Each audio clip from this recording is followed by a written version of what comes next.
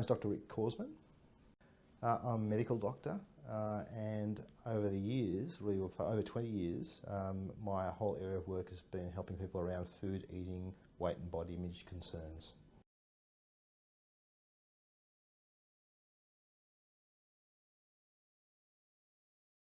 There is such a focus on weight. We are really living in a weight-focused and often a weight-obsessed society around many of the high-income countries around the world. And unfortunately, what's happened is this focus on weight has made things worse for people. So people become obsessed about being a certain number or a certain size or shape, and have sort of moved away from taking care of themselves. So as a society, we've been really focusing on the wrong W. We've been focusing on the W for weight rather than the W for well-being. So if we move across and focus on taking care of ourselves in the best way that we can and allow our weight to settle at the best level for us as a result of taking care of ourselves in the best way we can.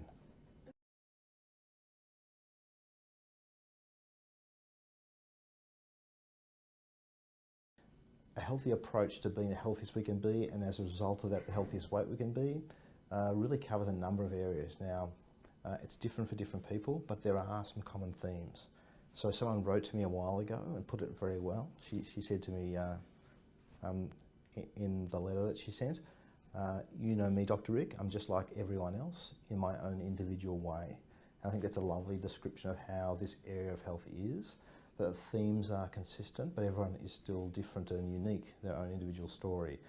But some of the common themes are that a number of people over a number of years have become in a position where they've stopped listening to their body and their body's hunger and fullness signals particularly.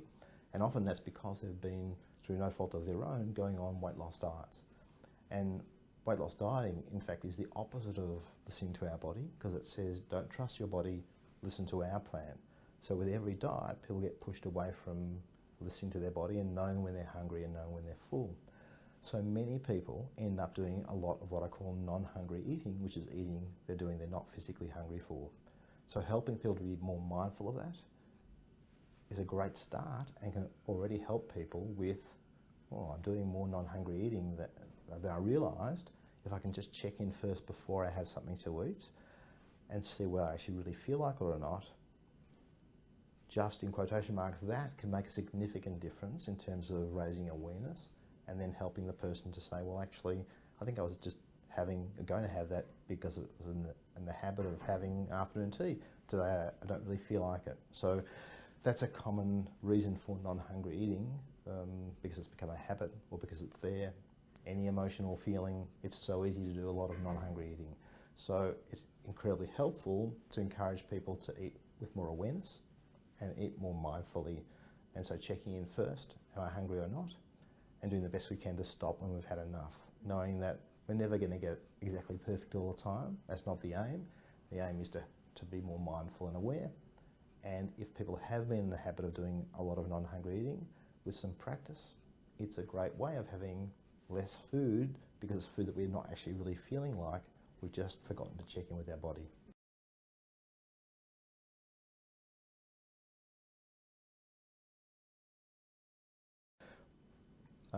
I think that in general, people do have an awareness of what is healthy.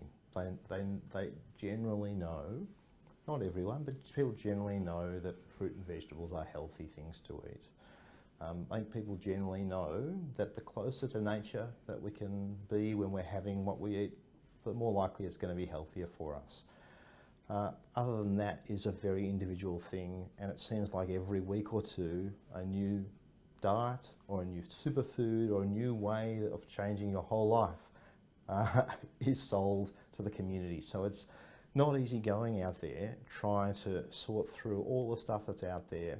And I think a good way for a person to check in and see, is this a helpful thing for me, is really to follow the money. And are people selling this to make money, or are they proposing that this might be a good way of doing things because the primary reason is health? That's a great way to get started in focusing on, okay, what can I do to be the healthiest I can be, take care of myself by listening to my body, and really getting back to basics around food and eating. But if there's any doubt, dietitians are a fantastic health professional group to help people to individualise what might be the healthiest way of eating for any one particular person.